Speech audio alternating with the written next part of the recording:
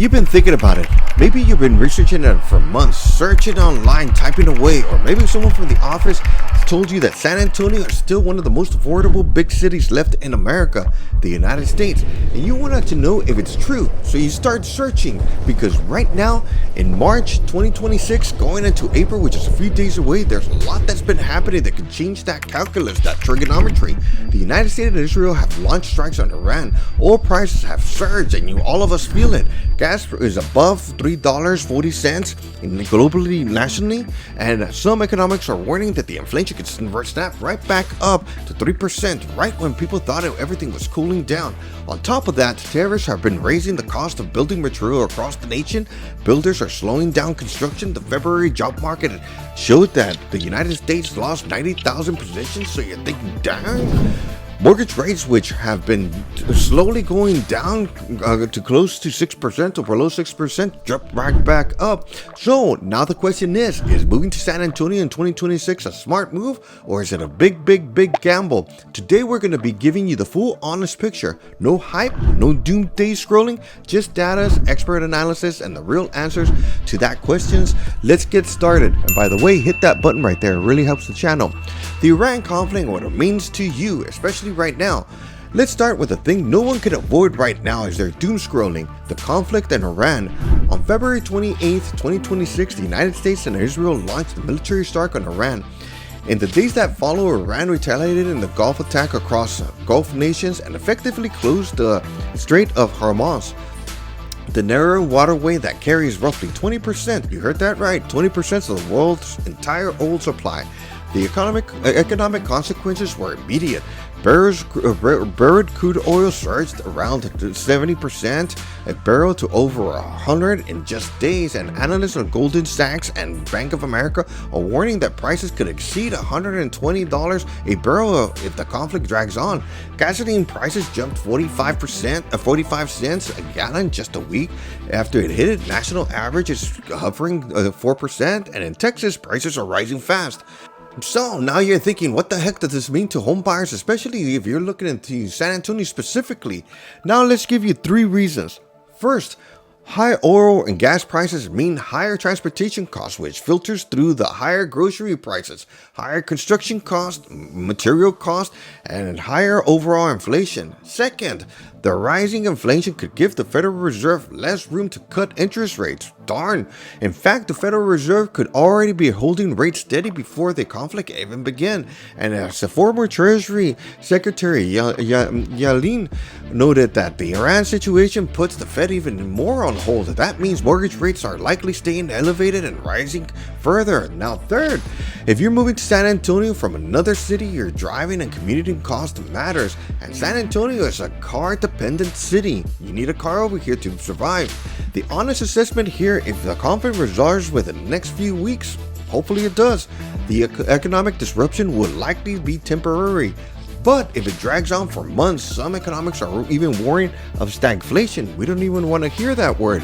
A scenario where prices rise and the economy slows down at the same time. That's the hardest environment to buy a home in. Monitoring this closely, or this situation closely, directly affects your mortgage rate windows. Now let's look at the tariffs and building slowdown. Now let's talk about what happens on the ground with new construction as the homes are being built, because it directly affects your options as a buyer that's moving into the city. Trump's tariffs on Canadian lumber, steel, import goods have pushed construction material costs significantly higher, and builders are feeling it. Across the country, there have been reports of builders slowing starts, which is true, scaling back planned communities and passing cost onto the buyer through higher base prices. That is you. In San Antonio specifically, new construction is one of the main drivers of inventory growth. The city still has an active builder pipeline in areas like Alamo Ranch area, Lotus, and the far northwest side, the northeast corridor, and along the I-35 southbound corridor towards either New Brownsville or let's go south to the south side. But tariff pressure is tightening margins and slowing timelines.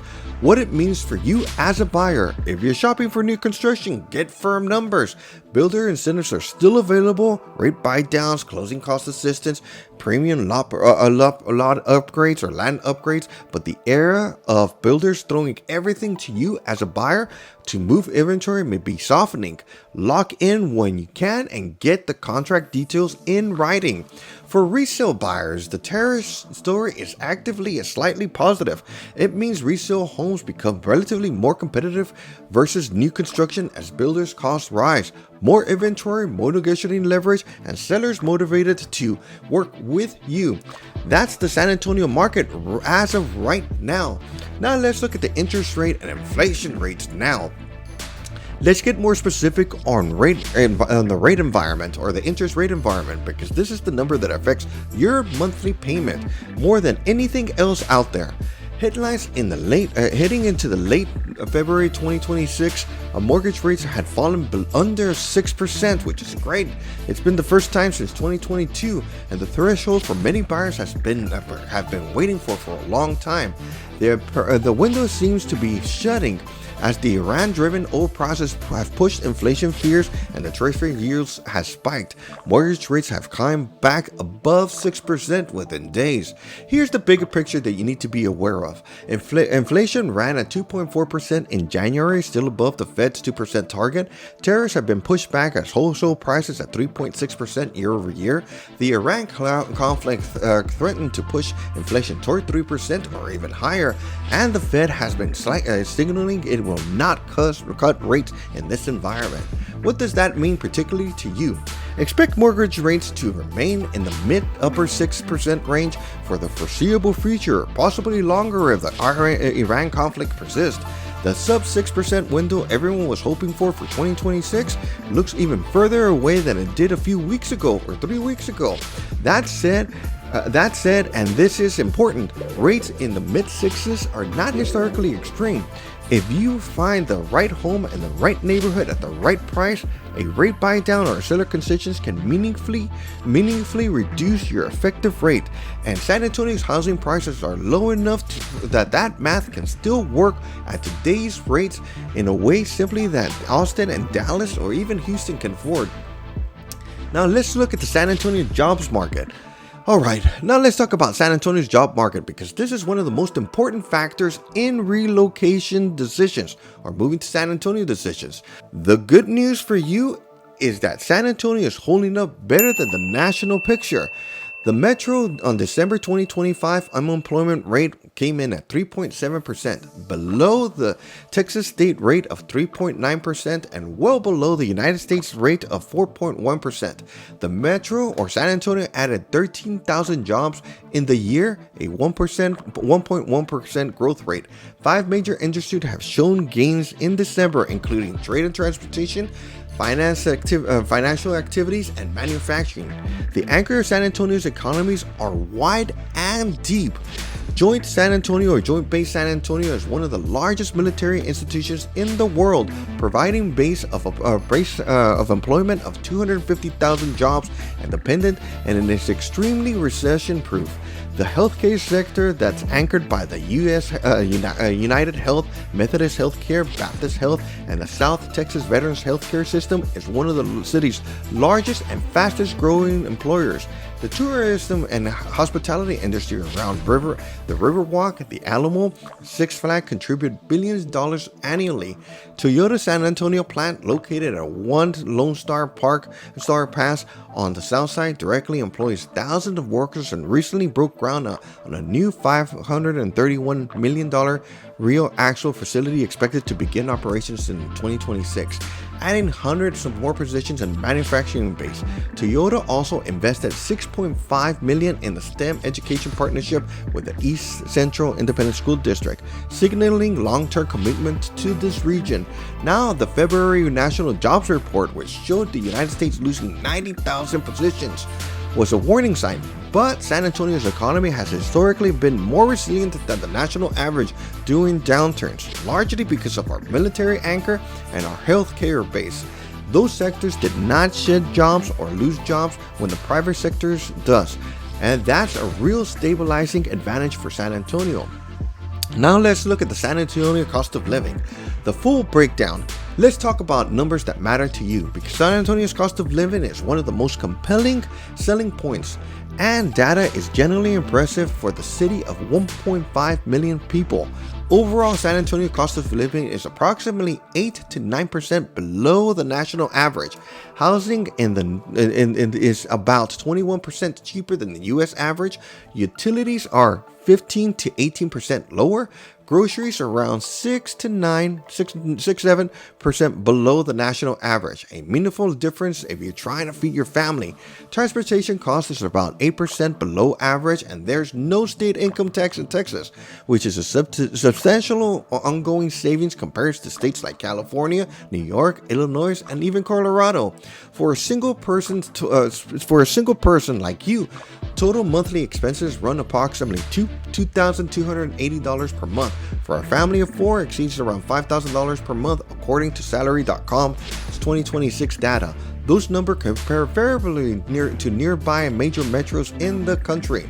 San Antonio is roughly 105% cheaper than San Francisco, 55% cheaper than Washington, D.C., 26% cheaper than Miami, and 22% cheaper or more affordable than Chicago. Even compared to Dallas, Austin, or which is within Texas, San Antonio offers a meaningful cost advantage to you. Now, the two areas where San Antonio costs are more than average. Healthcare, which runs around 17 to 22% above the national average, depending on the source, and property tax, which is among the highest effective rates in the country. A home worth $300,000 in San Antonio typically carries a property tax bill of $6,000 to $8,000 more, depending on the specific municipality or independent school district that you choose. Factor this in when your home buying budget, it could add up $500 to $700 per month you carrying cost that could easily be overlooked when you're focused on just the purchaser price. Now let's look at the San Antonio housing market in 2026. Let's talk about the housing market itself, because the conditions right now represent a significant shift from the seller's market that was in 2021 or 2022. Median prices in San Antonio range around $250,000 to $315,000, depending on the data source that you use. Redford's January data report showed that the median price at $250,000 around San Antonio, down 1% year over year. Broader metro data from Sabre and others figure out around $284,000 to $310,000. The average price, which is skewed because of high luxury properties, is around $382,000. Either way, San Antonio is the dramatically more affordable than Austin at $440,000 or Dallas at $400,000. Inventory has surged in San Antonio. Active listings estimates between 8,500 to 17,000 units depending on the week, and representing 15 to 23% increase year over year.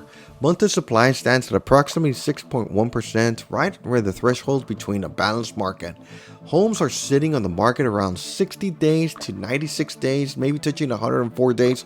The sales to listing ratio right now is 93 to 97%, meaning most homes that are selling right now are selling below asking price. Sellers are actively offering incentives, which is a huge benefit to you, which includes closing cost, which exceeds $7,500, mortgage rate buy downs, and reduction-based price. That's the most buyer-friendly environment San Antonio has seen in nearly 10 years in the next decade. Now the question, is the crash coming? Analysts are saying no. Unlike 2007, today's buyers have stronger equity positions, lending standards are tighter, and the underlying demand from population growth and military reassignment provides a reliable floor. The market is correcting to healthier, more sustainable levels, but not collapsing. But one of the wild cards, if Iran conflict pushes mortgage rates significantly higher, let's say in the high 6s, mid 6s, or heaven forbid the 7s, some buyer demand will retreat or because of the price pressure, which could increase. This is a scenario to watch closely in the coming weeks. Who is still moving to San Antonio, and Texas for that matter? Despite the slowdown that we've discussed in recent Texas migration videos, people are still choosing San Antonio or Texas in significant numbers, and the profile of whom is moving tells an important story for you. Texas added 391,000 net new residents in 2025, the highest numeric gain of any state in the country. San Antonio Metro added around 48,000 residents in the past year.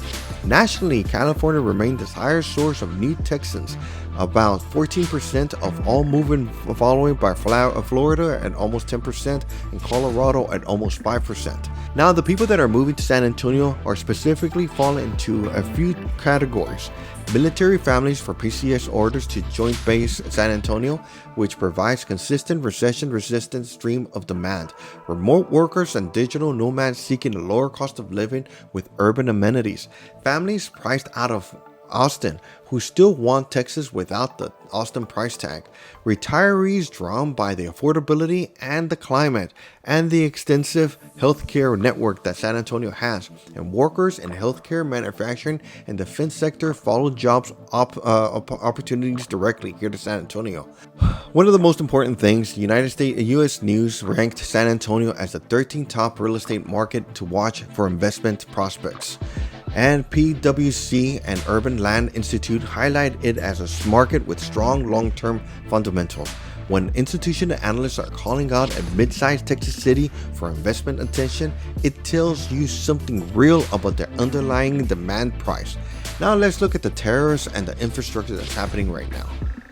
Let's be honest, one of San Antonio's most common complaints is, of course, the interest rates, but another one is tariffs. This is a car-dependent city, and it has been a growing pain. But the infrastructure investment happening right now is genuinely significant, and it will reshape the city's mobility over the next 5 years. Loop 1604 North Expansion is one of the largest highway projects in Texas history, a $1.4 billion overhaul that is transforming San Antonio's Northern Rings Road. The project runs 6 separate segments, and segment 3 from I-10 to 281 is projected to complete in 2026. A new flyover ramp westbound on 1604 westbound on I-10 opens up as recently as February 2026. When fully completed, the expansion of 1604 will dramatically ease congestion on the northwest side, which has become one of the city's fastest growing residential areas. Now let's look at the I-35 Northeast expansion. It is being elevated in both direction and approximately 20 miles through Bexar County, Comal, and Guadalupe counties. The central position targets late 2027 completion. South Phase 1 is targeted to be opening up in late 2028. Future phases connecting north to 1604 are still in design. This is a multi-year construction headache for the northeast side, but the end result will be meaningful, improved correction on one of the region's busiest corridors. On the transit side, Via Metro Transportation is building a rapid green line, a high-frequency bus rapid transit route running north and south along San Pedro Avenue from San Antonio's Independent Airport all the way down to the South and Brook Transit Center. Construction is underway and service is expected to be ready by 2027 or 2028. A second line, the Silver Line, is running east-west and is entering final designs with the construction date to start in late 2026. San Antonio Independence Airport is also adding 3 different gates. Terminal A is extended early this year and building an entire new Terminal C with 18 gates and 850 square feet slated to be open in 2028. Now the bottom line is that right now it is painful, at least with its corridors. Northwest side, northeast side, but the infrastructure investment is real, sustainable, and generational in scale. If you're choosing a neighborhood, understand that the traffic picture for your specific commute corridor is essential. The west side, near downtown, or the south side currently have some of the most manageable traffic conditions.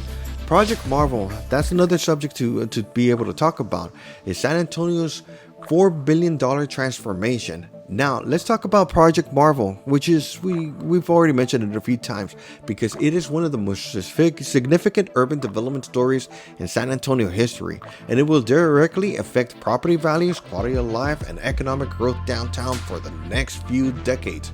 Project Marvel is San Antonio's proposed $4 billion downtown sports and entertainment district, and in its center is a brand new $1.2 billion or $1.3 billion NBA arena for the San Antonio Spurs, anchored by the former UTSA Institute of Texas Cultural near Hemisphere Park. Bexar County voters approved this funding framework in November 2025, and in January 2026, the San Antonio City Council voted to authorize $30 million land purchase from the federal building office adjacent to the site, paid for with San Antonio money, marking it one of the first concrete steps toward breaking ground. The full project is enormous in scale. Beyond the arena, it includes a $750 million expansion to the Henry B. Gonzalez Convention Center, a new 1,000-room hotel, 500-seat multi-purpose music venue, and a new $160 million Mission baseball field near Fox Tech High School in the northwest quarter of downtown. Target completion is around spring 2028, and up from 50 acres of mixed-use development with residential, restaurants, offices, and retail. The Spurs have committed at least $50 million toward the construction, with an additional $1.4 billion in taxable development value committed around the arena. The city will contribute approximately $490 million, supported by the project finance zone that allows San Antonio to capture growth in state hotel taxes within the next within 3-mile radius of the arena. An estimated $2 billion or more over the next 30 years. Time-wise, the arena's design is expected to continue through 2029, with construction beginning in 2029 and soft opening targeting in the second half of 2032. That is a long runway, but the city is actively moving. Land acquisition is happening right now. Negotiations are ongoing throughout 2026. For real estate investors and home buyers that are looking into San Antonio, the Project Marvel footprint matters. Neighborhoods within this within walking or short drive distance of Hemisphere District, including Southton, King Williamsburg, Lavaca, and the Seaside, and even parts of the Medical Center corridor, stand to benefit significantly from this foot traffic, hospitality, infrastructure, and private investment that the district will generate. Now let's look at the best neighborhoods to buy in San Antonio as of right now. We all know that, and you've heard the macro picture, but let's be more specific on where to actually look if you're looking into buying a home here in San Antonio. Northwest Side, Alamo Ranch, Lotus. This is the city's primary growth corridor. New construction is abundant, lots of homes. Schools are strong, and Loop 1604 expansion will dramatically improve access. Prices are higher than the city's average, but still significantly below compared to Austin or Dallas. Ideal for families who want new construction, good schools, and long-term appreciation. Stone Oak, North San Antonio, established. High demand suburb with excellent school in the Northeast Independent School District. Mature trees, strong long-term property value, premium price relative to rest of the San Antonio, but strong rental demand and low vacancy make it an attractive for investors and as well as owner occupants. Southton, King William's District, Lavaca. This is the urban buyer's playground. Walkable, culturally rich, and close to the Riverwalk and the future Project Marvel footprint. Prices per square footage are higher, but appreciation potential, especially with the convenience of the convention center expansion and the new arena in the picture, is compelling. Best for buyers who want an urban lifestyle and are thinking about the next 5 to 10 years out. Now the West Side San Antonio, the inner West Side, one of the most undervalued parts of the city. Proximity to downtown and UTSA, lower entry points, price points, and ongoing infrastructure investment make it a target for value-oriented buyers and investors looking for rental yield in the next to gross in 6 to 8% gross range. More risk, more upside. New Brownsville's I-35 corridor for commute distance buyers. If you're flexible on staying strictly to San Antonio city limits, the I-35 corridor between Austin and San Antonio remains one of the most compelling long-term values in the entire state. New Brownsville continues to be one of the fastest growing cities in America. Entry price points are more accessible than either Anchor or San Antonio or Austin, and the hill country lifestyle is genuinely quality of life advantage, and the long-term thesis of this Austin-San Antonio mega region makes it land and residential property here a credible long-term hold.